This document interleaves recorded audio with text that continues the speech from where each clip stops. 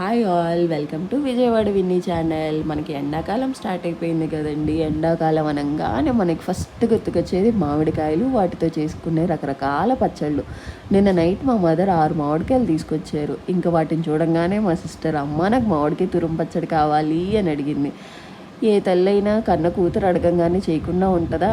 వెంటనే ఇంకా మా మదరు మామిడికాయలు శుభ్రం చేసి చక్కగా పిగిలి తీసేసి తురుముని పక్కన పెట్టుకొని, ఆ టెంకల్నేమో రేపు పప్పులో వేస్తానని ఫ్రిడ్జ్లో పెట్టి, ఆ తురుములో కొంచెం పసుపు, కొంచెం ఉప్పు, కొంచెం కారం, తగినంత ఆవు పిండి, కొంచెం మెంతిపిండి వేసి బాగా కలుపుకొని, అందులో కొంచెం పోపు కోసం బాండీలో ఆయిల్ వేసుకొని, ఆవాలు, పచ్చెనగపప్పు, మినప్పప్పు, కొంచెం ఎండుమిరపకాయలు, కొన్ని వెల్లుల్లి రెబ్బలు వేసి బాగా వేపుకున్నాక ఆ పోపుని తీసుకొచ్చి ఇందులో వేసారు.